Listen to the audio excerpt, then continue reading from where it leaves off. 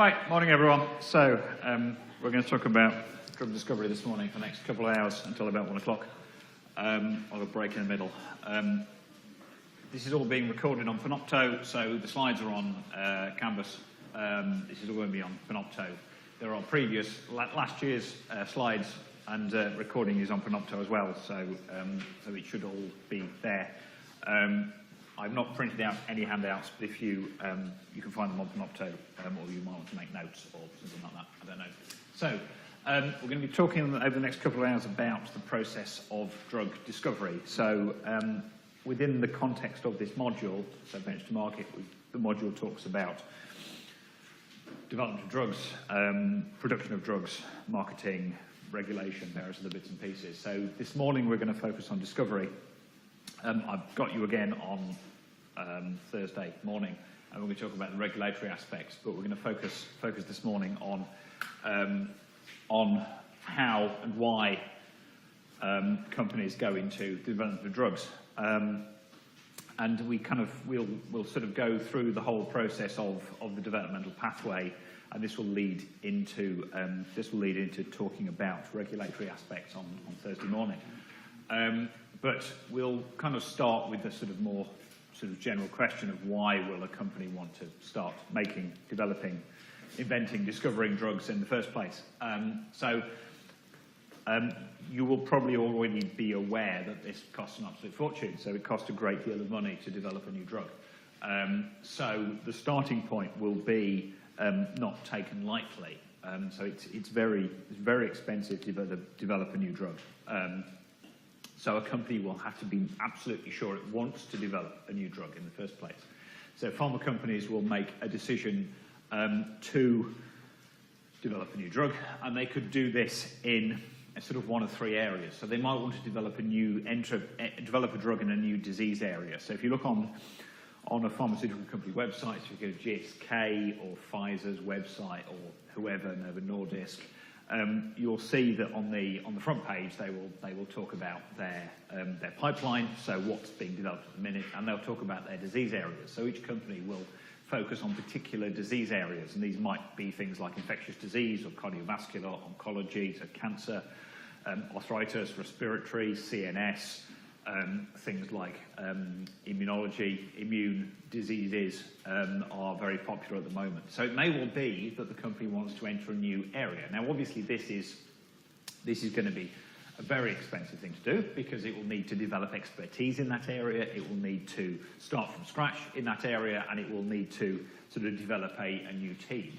Quite often, a company will purchase a competitor or purchase a smaller company in order to enter a new disease area. So there are lots of examples of certainly UK and global companies, global drug companies, who decided they wanted to enter an area of infectious disease or enter an area of immunotherapies or autoimmune disease. And to do this, they don't develop their own team, they just buy another company. They buy a smaller company with a new technology or something that they want, because it's oftentimes cheaper to actually buy a company with expertise, buy the IP, than it is to develop the IP from scratch.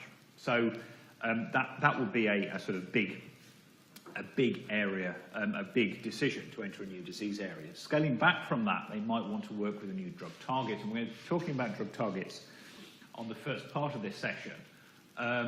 They may decide that they want to treat a disease in a different way. They want to go for a new target molecule. So, for example, in the oncology area, in anti-cancer therapies, they may well think, well, we already work in oncology, we have products, we have drug products for various different types of cancer, but we believe that there is a new marker, there is a new target that we want to hit, and this would be of broad applicability for a variety of diseases or whatever.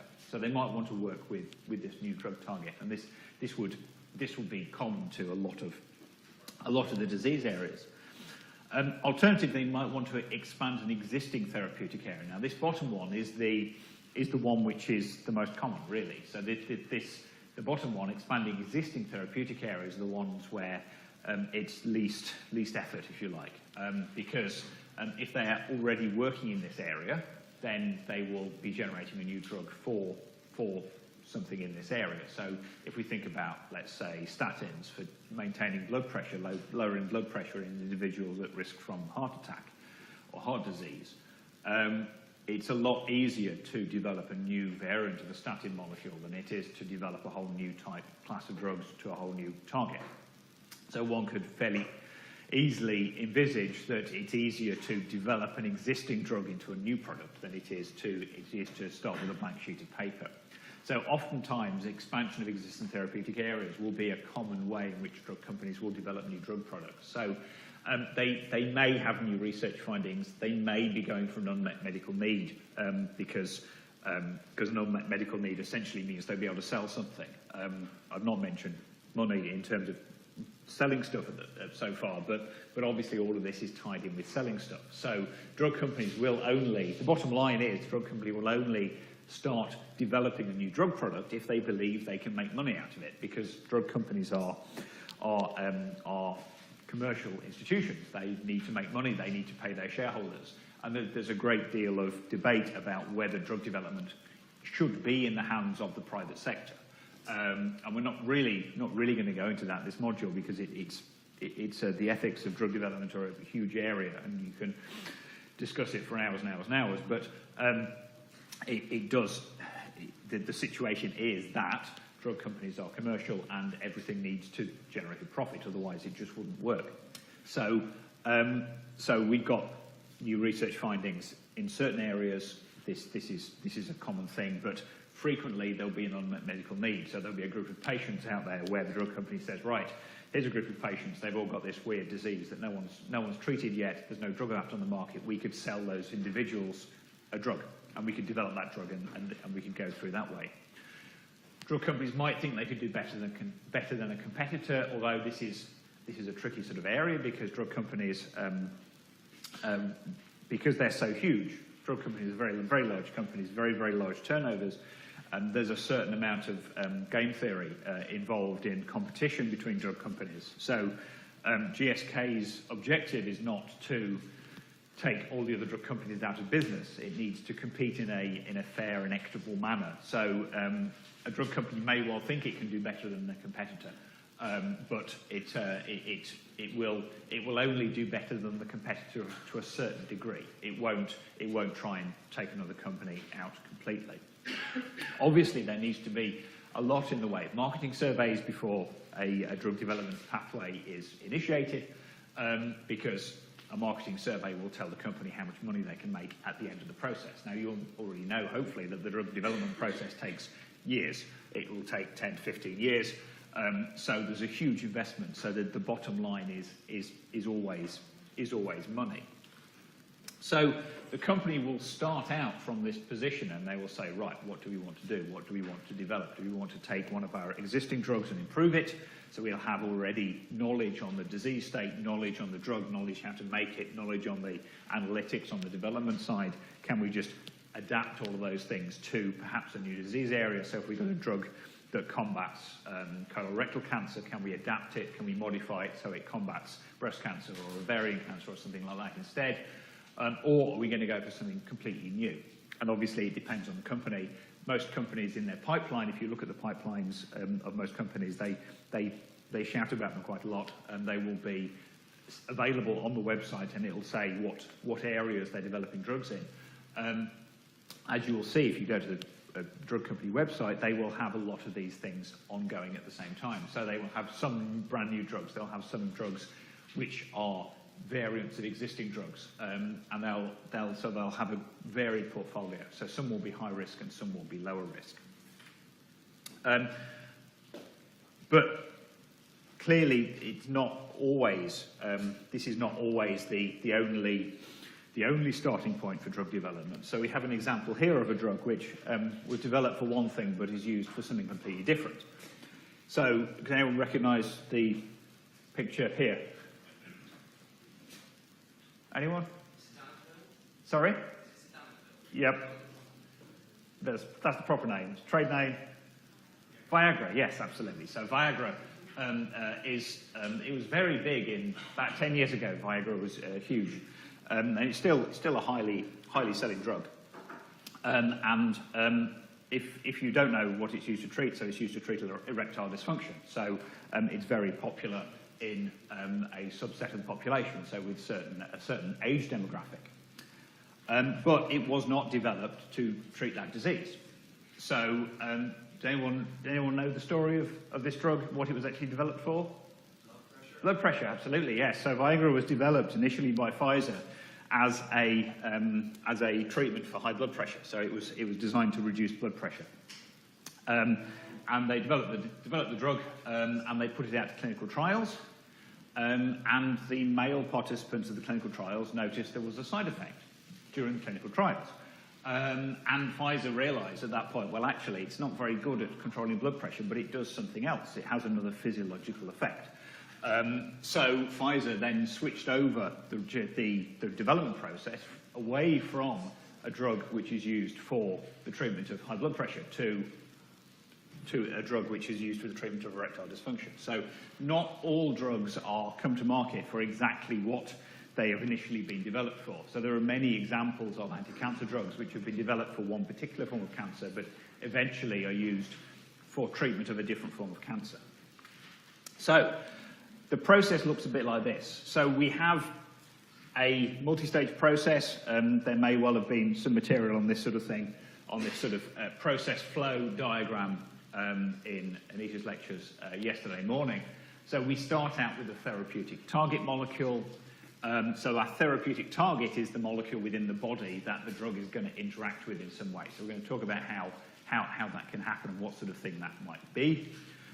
We then go towards lead discovery. So once we know what the therapeutic target is, we go towards lead discovery. And lead discovery is the discovery of molecules that will bind to our therapeutic target. So these are our drug candidates. These are then optimized, and this leads to our development candidates. So our development candidate or development candidates are the molecules that go forward from the development process in order to turn into fully fledged drugs. And then we generate our drug or drugs at the end of the process, and then they will go forward into clinical trials. So this is all preclinical. So all of this process we're talking about will be preclinical, so much of it will be done using biological model systems. So most of it will be done using cell culture systems. Some of it may well be done using animal models, and we'll talk a little bit about that today as well. So we'll start with our drug targets. So what is the drug actually going to bind to? So when we take a drug, when we take aspirin for a headache or paracetamol, or when we take a statin, or when we take whatever, we ingest it into our body, it gets put into our body in some way, it gets absorbed in some way, and then it gets to a part of the body and interacts with something in order to mediate its effect. So what actually is it binding to? So the majority of drugs produce their biological effects through interaction with molecular constituents of cells. So we are made of cells. Cells are made of various bits and pieces. Cells are made of various molecules, so proteins, nucleic acids, carbohydrates, lipids, and combinations of the above. So it follows that for a drug to function, for a drug to work and do something, it's going to have to interact with some of these, or all of these, or a combination of these. So we're going to focus on proteins. We're going to say a little bit about nucleic acids. There are some drugs which interact with carbohydrates, but we're not going to talk a huge amount about those. We're not going to talk an awful lot about lipids, although drugs that target lipids are of specific interest in the areas of anesthetics. So a lot of general anesthetics interact with lipids within the body, and that's because the nervous system, the nerves are covered in lipids. So they're covered in a sheath of lipid, and obviously in order for a anesthetic, which is a neuroactive substance, to get and interact with the nerves, it needs to be able to interact with the lipids. So there are drugs which interact with lipids, but we're going to focus today mainly on proteins and a little bit on nucleic acids, because some anti-cancer drugs and some antivirals are drugs which target nucleic acids. So we should be aware about proteins, the fact that they are a highly diverse class of macromolecules. They have key roles in cellular metabolism. So enzymes are proteins, so enzymes are the catalysts within the cell. They all do all the chemistry within the cell. And most drugs currently in use are targeted against proteins, so they will be binding onto proteins in a specific manner. And we're going to talk about three classes of these. So we're going to talk about enzymes, we're going to talk about ligands for cell receptors, and we're going to talk about transport protein inhibition and or potentiation. So the first area here is enzymes. So enzymes are catalysts, as I've said, they're biological catalysts, they're made of protein. An enzyme works by, so we have here a picture of an enzyme. The enzyme is the thing in sort of beigeish colour, and then we have a substrate molecule. The enzyme and the substrate interact with each other at the site called the active site, which is where the reaction occurs, and then the enzyme substrate complex reacts and derivatizes to a product, which is the blue thing, and then the enzyme comes away and is unchanged. So exactly like chemical catalysis, we have a biological catalyst which is unchanged by the reaction. The enzyme's function is to allow the reaction to proceed, and it does this by decreasing activation energy, it does this by substrate channeling, it does this by energy coupling, so reaction coupling. So if the reaction requires energy, then the enzyme will provide the energy in the form of ATP, usually, or in the form of a coupled reaction.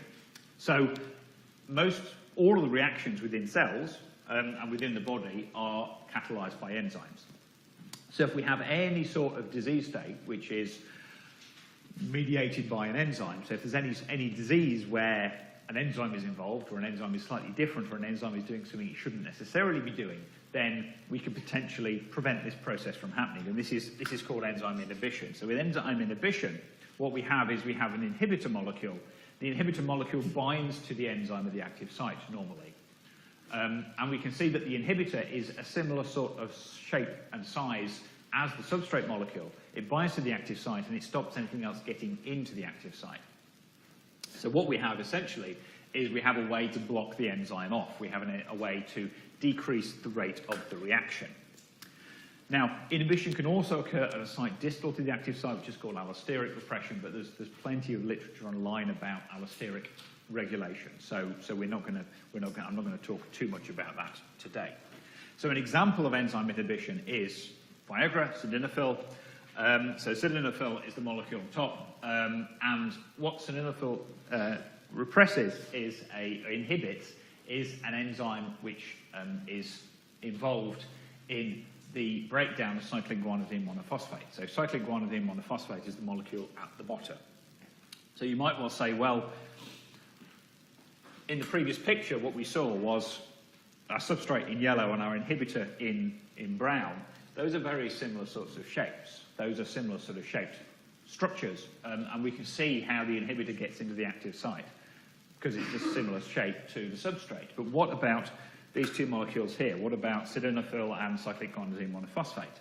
So if we look closely, we can see that parts of the molecule are quite similar. So if we look at the guanidine section of the cyclic guanidine monophosphate, so we've got this heterocyclic structure here, and we've got a similar heterocyclic structure here on the sildenafil. The adducts are slightly different. Well, the adducts are very different. So instead of a primary amine here, we've got this sort of sulfur-containing group instead of the ribose and the cyclic phosphate. We have we've got a rearrangement of the tertiary amines, and we've got this alkyl group here. So I'm not saying that that the shape is going to be exactly the same, and in fact, if the shape was exactly the same, it would be the same molecule, so it wouldn't be an inhibitor. But the two molecules are similarly shaped enough in that they both bind to the enzyme. So the enzyme will break down cyclic guanidine monophosphate. The enzyme doesn't break down sildenafil, so sildenafil acts as an inhibitor. So this is what the route of action of sildenafil looks like. So as an example of enzyme inhibition, it is going to inhibit this enzyme here, PDE5, so phosphodiesterase 5. So this is the pathway that gives, one of the pathways that gives rise to relaxation of vascular smooth muscle. So essentially, what this pathway does is the relaxation of vascular smooth muscle is a way in which the body controls blood flow around the body. So for certain activities, so if we go outside right now, is that a lot of the blood will move away from our skin. It will go to our core because it's so cold outside. We don't want to chill our blood down too much. So the body will have to control the way in which blood flows in order to reroute blood flow. And this is done through relaxation or contraction of smooth muscle in the blood vessels. So exactly the same thing involved in the process of an erection. With erectile dysfunction, what happens is that this pathway is triggered, which gives rise to blood flow not going in the correct place. So therefore, we have erectile dysfunction caused by breakdown of cyclic GMP to 5-guanidine monophosphate. So if we inhibit this enzyme here, PDE5, we maintain the level of cyclic GMP. Cyclic GMP activates PKG, which then generates this cascade, this regulatory cascade, which gives rise to relaxation of vascular smooth muscle, which allows erection to be maintained. So we can see it's a relatively simple pathway, but we're able to identify here the fact that we can inhibit an enzyme, and this gives rise to a change in a regulatory cascade, which gives rise to a physiological effect. Now, this was the enzyme that Pfizer was after when they were looking at a way of regulating blood pressure. So sildenafil was initially developed as a regulator of blood pressure, and the idea was if you could knock out PDE5, you would change the relaxation of vascular smooth muscle, for example, around the heart. But obviously they found that it was a different part of the body where the blood flow changed more than around the heart. And what we can see here on the left-hand side is the active site of PDE5.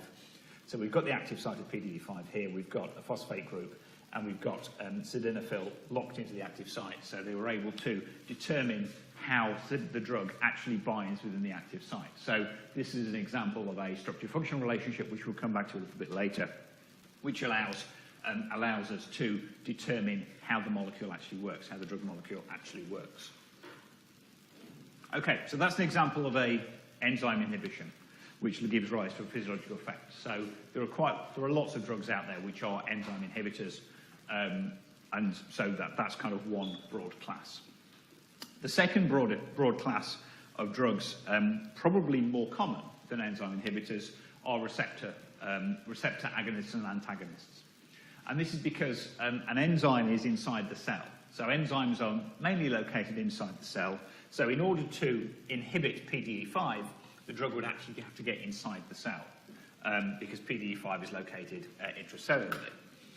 Receptors, however, are located on the outside of the cell. So receptors are the way in which cells communicate with each other. So we have a cell here, we have a cell here. Cell number 1 releases something, a chemical. The chemical then diffuses to cell number 2, and this chemical is designed to give a signal to cell number 2, because cell number 1 is trying to persuade cell number 2 to do something. So what needs to happen is that the chemical cannot get into cell number 2, so there needs to be a mechanism of receiving the signal on the surface of cell number 2, and that's called a receptor. So the receptors are located in the membrane of the cells, and they look a bit like this. So we've got our membrane, we've got our receptor in blue, and then we've got our ligand. So a ligand is the molecule that binds to the receptor. Now, many of these in the human body are called hormones. So this is what hormones are. So hormones are released by a cell number 1, and then they travel around the body and they bind to cell number 2. Cell number 2 could be one cell, or it could be hundreds and thousands of cells. It could be all the cells in the body. So the example I usually give here is adrenaline, because it's a fairly common example, and it's got links to drugs. So adrenaline is secreted by the adrenal gland. The adrenal glands are located underneath the brain, and the adrenaline is secreted when the body needs to have vigorous activity. So if I walked out of here today and saw a tiger in the hall down there, my adrenal gland would start generating a lot of adrenaline, and this would even be before I was confused by a tiger being in the hall. So my lower brain would take over and say, right, there's a threat here, before my upper brain would actually be able to conceptualize what was actually going on. So the adrenaline then floods the bloodstream very, very quickly. The adrenal gland is located here because it's got a rich blood supply. So the hormone can then flow throughout the body very quickly indeed. And the adrenaline will be recognized by lots of cells in the body. And the idea is that the adrenaline will be released to persuade the rest of my body to very quickly get into action. So my heart rate would increase, my blood pressure would increase, a lot of blood would be directed to my brain so I could run away or fight the tiger or whatever. My muscles would be primed for activity. So this is called the fight or flight response. It has another name which involves 3 Fs because this response is also initiated during sexual intercourse. But we'll call it the flight or fight response for now. So this very rapidly floods the body with the hormone, and a lot of the cells in the body then get switched on and get ready for action. So why might we want to switch this down? And again, it comes back to a similar thing to sildenafil. So we might want to switch this down if we wanted to prevent the heart rate from increasing, if we wanted to decrease blood pressure. So this is in individuals who have had a heart attack, individuals who are at a risk of heart attack, who have heart disease, coronary heart disease.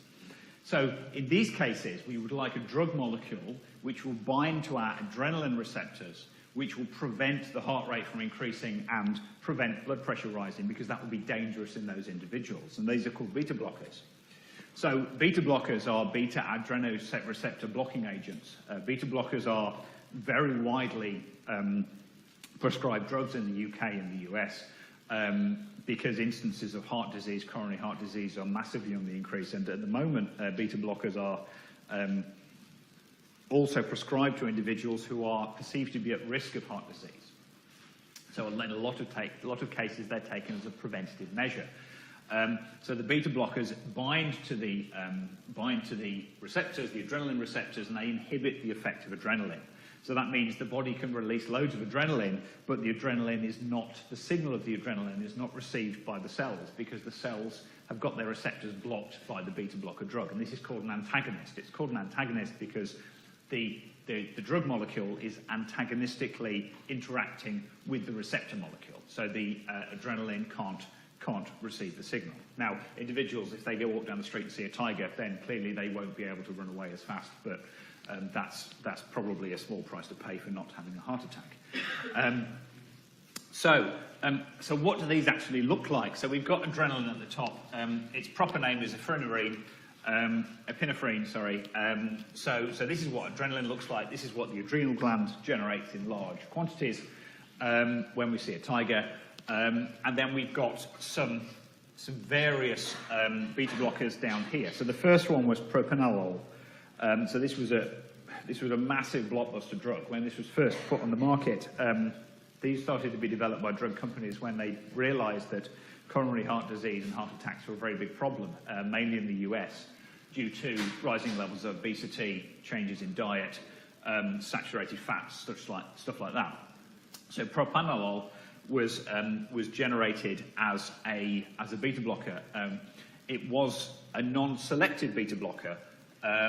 So when I say non-selective, it's because it blocks all beta receptors. Now, the other thing we need to know about receptors is that they're very complicated. There are lots of different types of receptors. So within the beta receptors for adrenaline, we have 2 flavors, beta 1 and beta 2. So beta 1 are involved in cardiac tissue, and they increase heart rate. And beta 2 are involved in the peripheral vasculature, so the outside of the body. So the beta 2 receptors are involved in rerouting blood supply when it's cold and things like that. They're involved in vasodilatory bronchi and also bronchodilation, so they're involved in asthma. So so targeting beta 2 receptors are also involved in treatment of asthma. So we have several of these molecules because the first one that was developed, propranolol, is non-selective. It knocks out all of the beta receptors. Now, obviously, this is good for maintaining a low heart rate, but it's not so good because it would also affect breathing, it would affect the lungs, and it would affect the peripheral vasculature. So going on from that, the second and third generation, so atenolol and bisoprolol, are selective beta 1 antagonists. So they only target the cardiac beta receptors. So they are specific to heart rate. So these are some of the common beta blockers that are on the market now that individuals who have had a heart attack will be taking every day for the rest of their lives. So in many ways, beta blockers are a great drug for a drug company because it's a drug which you need to take 1 or 2 or 3 times a day forever. So drug companies can make quite a lot of money from them. So this was the reason that drug companies jumped on beta blockers, and this was the reason that there are a lot of them out there. This is the reason why they are such blockbuster drugs. So there was a time in the 1980s where beta blockers were the highest selling drugs. So there's more on this in the reference at the bottom. There's a nice review article talking about the development of these drugs, talking about developmental routes, and talking about the evolution of more selective beta blockers. Another reason why there are so many of these different structures, and you'll see if you read the article there are even more than this, there are dozens of different beta blockers out there, is that they all have different pharmacokinetics, so they'll all be absorbed at different rates, they'll all go into different parts of the body, and some of them are more lipid soluble, some of them are less lipid soluble. So it's possible to take different drugs depending on whether you need to get them into the central nervous system. So that's the class of drugs, that's an example of a class of drugs which is targeting receptors. So we've also got transport proteins. So transport proteins are responsible for transporting molecules into and out of cells. So as well as receptors, we have transport proteins. So these are proteins which are located on the membrane, and they allow things into and out of cells. Now, clearly, again, this is a functionality which may be important in disease states. So we have drugs which can block or enhance this transport. So they can either block completely, so they can be antagonists, or they can increase, so they can be mediators. And the way in which we can visualize this, we could imagine a drug molecule sitting over the channel that allows things into and out of cells, or we could potentially imagine a drug molecule interacting with the channel, which opens it up and allows things in and out. So an example of this are the selective serotonin reuptake inhibitors, SSRIs. So serotonin is a neurotransmitter, so it has believed to have a role in some forms of depression. So serotonin is released in the brain and under certain conditions, and one of the problems with depression and treatment of depression and development of drugs that treat depression is so little is known about the brain still. People have been doing experiments on the brain for hundreds of years. It's always been a fascination for the medical profession, the brain, but we still don't really know how much of it works. And from a molecular level, there are certain things we understand fairly well. We understand neurotransmission fairly well, but we don't understand really the molecular mechanisms of mood and low mood and depression and anxiety and stuff like that. So it was found in the 60s that serotonin levels in the human brain were different in some individuals who had depression. So this was seen, serotonin was seen as a big thing. Serotonin was seen as a potential target because in the absence of any other information, the drug companies said, right, serotonin seems to be important. So if we can do something about serotonin, we can make a drug and we can help people out. So it was found that serotonin reuptake was a factor in certain forms of depression. And there was a protein that they found called SERT, so SERT, and it was responsible for this reuptake of serotonin into cells. So serotonin will be released by cells in the brain, and then it will be taken back up by cells. And this reuptake was thought to be one of the contributing factors to depression. So the first selective serotonin reuptake inhibitor was brought to market in 1974. So it's fluoxetine, which has got the trade name Prozac. So you've probably heard of Prozac. It was marketed by Eli Lilly in '74. Again, it was a blockbuster drug. I mean, Prozac still sells in huge quantities, but it was generated in huge quantities, and lots of people were taking it. Now, antidepressants are a slightly controversial field, I believe, because it is very difficult to prescribe antidepressants. Prescription of antidepressants, selection of antidepressants for treatment of depression remains a very inexact science. So typically, prescription regimes will be along the lines of try this at a certain dose for a while and see how you get on. So if it makes things better or worse, then you go back to your GP and they ask, is it better or worse? Do we need to increase the dose? Do we need to try something else? So it's very much trial and error. Part of this, I believe, is because we don't really know how this molecule works. We don't know how Prozac works. It was approved by the FDA in 1974. People have been using it quite a lot since 1974. We still really don't know how it works. The mode of action, the binding site, the molecular interaction are poorly understood even now.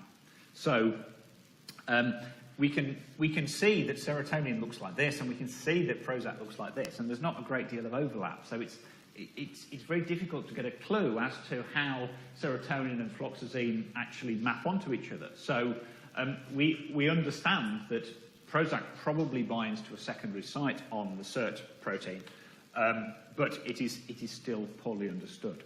We can see on fluoxetine molecule we've got some fluorines. So fluorine is an important molecule, important element in a lot of drug molecules because it gives rise to a specific set of pharmacokinetic properties. It gives rise to specific absorption properties in the body. So fluorinated drugs are an important class of drugs.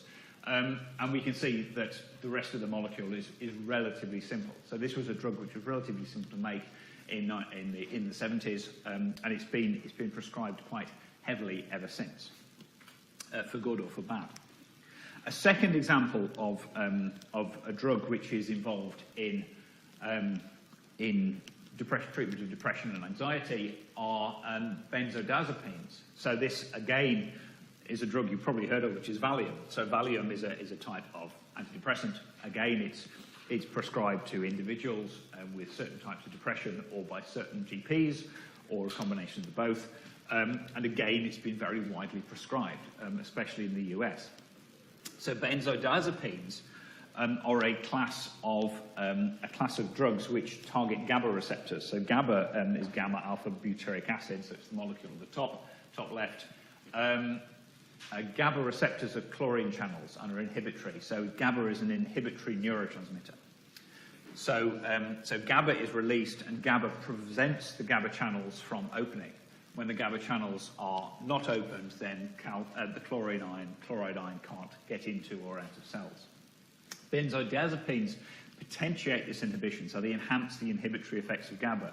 And again, this was because there were early studies that showed that the levels of chloride ions were different in certain individuals with depression and not with depression, or with different types of anxiety. So again, we have this sort of vague physiological signal, this vague physiological change in brain chemistry, which was then turned into a class of drugs. There was a bit more known about how Valium and other benzodiazepines work in terms of interacting with the GABA receptor, but it's still not terribly well understood exactly how and why this gives rise to a treatment for depression. And again, in many cases, it doesn't work. Some cases, it works quite well. In some cases, it doesn't work at all. You've probably worked out by now that I'm quite sceptical about antidepressant drugs, but there we go. There's plenty in the literature. There's a lot of very interesting papers, review articles about antidepressants and their development. So if it's an area you're interested in, I'd recommend having a look out there. Right, so we've talked about enzymes, inhibiting enzymes. We've talked about inhibiting receptors using antagonists, and we've talked about transport proteins. So just a quick word on DNA. So why would DNA be a drug target? DNA is frequently a drug target in two classes of drugs. So this is anti-cancer drugs and antiviral drugs. And the reason for this, first of all, for anti-cancer drugs, is that cancer cells, tumour cells, tend to grow very quickly. They tend to replicate very quickly. And when a cell is growing very quickly, it will tend to require an awful lot of DNA. So it needs to replicate its DNA very rapidly. If it replicates its DNA rapidly, if you can switch off the DNA replication, then you will depress the level of activity. So this is along the lines of traditional chemotherapy drugs for anti-cancer treatment. Now they don't work terribly well in terms of side effects, because most of them have pretty horrific side effects, because if you're inhibiting DNA replication, not only are you inhibiting that in the cells that are cancerous, but you're also inhibiting it in all other cells. The cells that are cancerous are generating more DNA, so therefore you're inhibiting them more, but you're still damaging the rest of the cells. So the analogy is that if you mow your lawn to get rid of the weeds, you're also going to be cutting down the grass. So not perfect. Antiviral drugs, because a lot of viruses do a lot of weird things with DNA and RNA. So, and one thing that viruses do is they make more DNA or RNA, and then they use it to make more viruses, and the viruses go off and infect more people. So if you can hit viral replication by the DNA replication, then you can potentially prevent viruses from growing, from replicating. So we've got a couple of examples here of drugs which mess around with DNA. So the example on the left-hand side is methotrexate. So methotrexate is, on the bottom left, is a drug which is a chemotherapy. It's used for treatment of certain cancers. And it's often used in combination therapy for cancer. So it will be used as one drug within a cocktail of chemotherapies. So methotrexate inhibits an enzyme called dihydrofolate reductase. Now methotrexate is involved in inhibiting a pathway that makes DNA, but it's not actually a molecule which targets DNA itself. So the molecule that methotrexate mimics is shown just above, which is dihydrofolate. So dihydrofolate is an intermediate in the pathway that generates folates, which are a one-carbon intermediate in DNA production. So if you can inhibit the reduction of dihydrofolate, then you can inhibit DNA production. So methotrexate does mess around with DNA, but it doesn't actually specifically target DNA. It's an enzyme inhibitor on the pathway to DNA. Similarly, on the right-hand side, we've got a drug which many of you may well have used. So this is acyclovir, which is an antiviral. It's used for the treatment of herpes simplex virus, and this is used for the treatment of cold sores. So if you've had a cold sore, if you've used Zvirax or a similar, more generic drug product, then you will have used this molecule. So it's the one you put on your lip, and it kills the cold sore relatively quickly. So acyclovir looks like this, the molecule at the bottom. It's an analog of guanosine. So it's an analog of guanosine. It looks relatively similar to guanosine. You can see it's got the sort of heterocyclic structure here. It doesn't have the sugar. It has this structure at the bottom, and it selectively inhibits viral DNA replication. So the viral DNA is replicated by a viral enzyme. The viral enzyme has a very difficult time of distinguishing between guanosine and acyclovir. The human enzyme is able to better distinguish between the two, so the human enzyme is not as affected by acyclovir as guanosine. As the viral enzyme. So again, we've got this idea of targeting DNA through an intermediate. So we've talked about various classes of molecule in the cell that can be used as drug targets. What about new targets? So it is a very long process finding a new drug target, because you have to go from fundamental understanding of disease states. So in the example of antidepressants, you've got the idea of selective serotonin reuptake inhibitors, and you've got the idea that, well, someone at some stage realized that the serotonin levels in certain depressed individuals and certain non-depressed individuals were different. So that clearly is something going on there that potentially is a link between that and depression. But then it would be a case of going back and working out why that is, working out the molecular mechanism, working out what was happening to serotonin. So that would be the culmination of decades of research. Likewise, the adrenergic receptors for the beta blockers, that would be the culmination of decades of research into adrenergic receptors and their role and function and what they actually do, and classification into alpha and beta and beta 1 and so forth. So we've been looking at an awful lot of work on basic science before we can get to the stage of designing a drug, because we wouldn't even have our drug target at that point. So there was a great hope in the 90s, which was the Human Genome Project. So the Human Genome Project was launched in the 90s with a number of aims, but one of the main aims was we need to understand the human genome so that we can design better drugs. So the human genome was sequenced over the course of about 15 years, and it was found the human genome contains around 25,000 genes, and they could encode for around 100,000 different proteins. So that's fine. They generated a huge amount of data. It cost an absolute fortune, and it's all publicly available. So you can go online, you can look at the human genome now, and isn't that very interesting? However, the great promise of the Human Genome Project didn't really translate into drug discovery, because by 2001, only about 500 of the proteins have been identified as drug targets. So probably by now, probably about 1,000 to 2,000 of the human proteins could be identified as drug targets. And the reason is that the genome sequence has been solved. So we know what the human genome sequence is, but it doesn't really get us very far in terms of what the proteins actually do, when they're made, when are they responsible for generating a disease state, what do they actually do?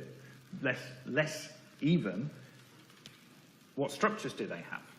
So if we think about our adrenergic receptors, we get information here. So the information on the beta blockers was developed using an awful lot of basic biochemistry, basic physiology, using animal models, using cell culture, using individual proteins. There'll be nothing in the human genome sequence which would allow us to say, right, here is a gene sequence, and we know this gene sequence is going to bind to adrenaline, because the actual structure of the protein that binds to adrenaline and interacts with adrenaline and causes an effect is going to be, yes, it's going to be encoded by the gene, but the gene sequence, just looking at the gene sequence de novo, it's impossible to predict what its shape or what its function is going to be. So the Human Genome Project, in many ways, has given us a lot of information, but it's not really been used much by drug companies in order to get us much further. A lot of omics technologies, a lot of new molecular biology techniques have been used in order to get us further, but they have mainly come after the human genome. So the Human Genome Project was not really the promising thing that everyone expected. So how do we actually discover new targets? Well, as I said, we need to understand disease mechanisms. So with antidepressants, yes, we can see levels of different molecules in the brain are different, so therefore that might be a potential thing that we could look at, and then we have to go and work out, well, what causes chloride levels to change? What causes serotonin levels to change? Could that be a molecule that's taking serotonin up? Could it be a molecule, an enzyme which is making serotonin or releasing it from a cell? Or could it be a receptor? So we need to understand the disease mechanism, and as I've said, that is usually as a result of decades of research, decades of hard slog by hundreds of scientists. So identifying the molecular determinants of the disease is usually very hard work, and it's usually a very stepwise process. It's not something that we can say, right, we want to develop the cure for a certain disease, and we're going to do it in 3 weeks, and we're going to spend £10 million doing it, and by the end of those 3 weeks we'll be able to know what's going on. It will probably take decades to actually understand the molecular determinants of what causes the disease, in terms of the enzymes, in terms of the receptors, in terms of the channels and things that actually allow the disease to progress. Another area could well be structural studies on protein drug targets, and this is an important enabling area. So this is an area where it is useful for the design of drugs, but it is an area where, again, it's very difficult. It's potentially very difficult to structurally study drug targets. Of course, first of all, you need to know what the drug target is. So if you don't actually know what the drug target is, then you can't do this. But even when you do know the drug target, if you've got a receptor, if you've got a transport protein, then these are traditionally very difficult to study structurally. It's very difficult to actually determine the structure of these molecules. So what I'm really saying is there's still an awful lot of trial and error. There's still a lot of work involved on a fairly low-tech level in terms of, I mean, the techniques used are cutting edge, but it will be one person in the lab doing experiments for years and years in order to get a certain amount of the way there. It can't often be done very quickly. We can use animals as models. Now, again, this is an area which is slightly controversial. But the fact of the matter is animal models are used in drug development, and they have to be, because there will always be a time in which you are going to be putting your drug into a human being, and before you put it into a human being, it will have gone into an animal because the outcome, if you don't put it into an animal first, is usually pretty disastrous. So animal models that mimic human diseases are very popular. In many respects, the mouse is the standard model organism of choice for target identification for validation because of a number of reasons. It's relatively close to the human, so it's fairly close functional parallels to human disease. So there are mice available with various different models of human disease. Mice are small, so mice are fairly easy to deal with. They have a fairly short lifespan. They reproduce quickly. You can do a lot of experiments in a fairly short amount of time and a short amount of space. However, the use of the animal produces results rather slowly still, so throughput is still low. You could do a number of experiments in a year, but you couldn't do thousands and thousands of experiments a year. And also, there's this big push to reduce the number of animals that we use in animal research for ethical reasons, well, for obvious reasons. There are other animals which can be used, so rats can be used for disease models, but rats are bigger than mice, so we have an issue there with space. For many diseases, pigs are actually one of the closest models for humans, but obviously pigs are huge. So if you've got an experiment with mice, you could fit quite a lot of mice in this room. You couldn't fit as many pigs in the room, and also pigs reproduce more slowly. So mice remain sort of the gold standard. What about if we don't want to use mice? So we won't do all of our experiments in mice. We're going to do some experiments, first of all, not in mice. And before we get into mice, we will use cell culture. So we'll use cells from mammalian cells grown in the lab, grown in culture, and then to see whether or not we can determine anything about the biology before we actually put it into an animal. What about other organisms? So can we get any simpler than mice? Can we get using an organism which people aren't going to have an ethical objection to? Because, I mean, a lot of people don't like mice in the house. A lot of people won't want mice around them, but a lot of people will still say, well, I don't really want thousands of mice to be killed through animal research. So can we use organisms which are simpler, lower down evolution? So can we use things like flies? And the answer is yes. So Drosophila is used an awful lot. Drosophila are very small fruit flies. Most people don't really care about flies. Most people hate flies. So there's no ethical problem, less of an ethical problem with using flies. There still needs to be ethics approval for the project because we need to do things in a coordinated way, in a controlled way. But the Drosophila, the fruit fly, has been a very good organism for model studies, and similarly C. elegans. So C. elegans is a nematode. Nematode worms are very, very small worms. They're about 5 millimeters long, little black worms. They swim around.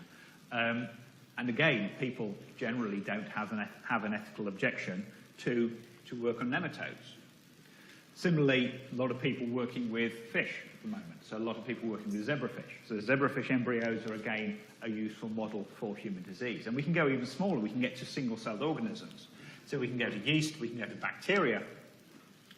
So with these various systems, there's a higher functional throughput. So we can get through more experiments in a week. There's a lack of ethics issues. So people don't really care about yeast. People kill yeast all the time by drinking beer and eating bread. And so a greater public acceptance. So you may well say, well, what can yeast actually do to help us determine how a human disease functions? So the surprising example here is cystic fibrosis. So cystic fibrosis is a disease, it's a genetically transferred disease. Individuals who suffer from cystic fibrosis have a problem in the windpipe. So the windpipe leads from the lungs to the mouth, to the throat, and it's where the gas goes through that you breathe in and out. Now, the problem in cystic fibrosis is that the layer of mucus that coats the inside of the windpipe is too viscous, so it's too thick. There's not enough water in it. And this is caused by a problem in a transporter molecule. So this transporter molecule, CFTR, which is called cystic fibrosis transmembrane conductance regulator.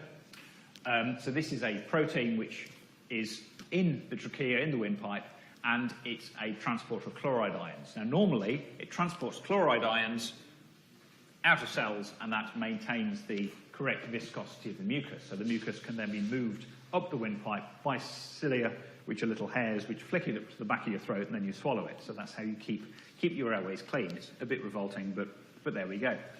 In cystic fibrosis sufferers, it just doesn't work. So in cystic fibrosis sufferers, this protein doesn't function. It doesn't pump chloride ions. The mucus gets incredibly viscous. It gets stuck in the trachea, and it requires extensive physiotherapy to essentially very high-intensity massage to actually move it. Otherwise, sufferers will get an infection, and the prognosis is not terribly good. So can we use a model for this instead of people? Well, we can, and this very surprising model is yeast. So you may say yeast is a single-celled organism. It doesn't have a windpipe, it doesn't have lungs, it doesn't breathe. So how on earth can this help us? Well, they found that there's a protein in yeast very similar to this cystic fibrosis transmembrane conductance regulator. So this transport protein in yeast, YCF1, is very similar to CFTR, and they realized that mutations in CFTR, once introduced in YCF1, generated a similar effect in terms of chloride transport.